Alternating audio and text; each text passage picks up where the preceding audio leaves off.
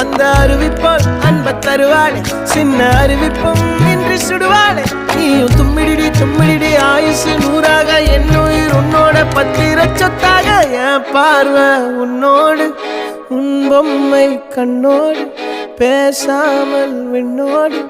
நாம் மிதந்து போவோம் காதாரா அடியானாலும் நான் தாங்க மாறோடு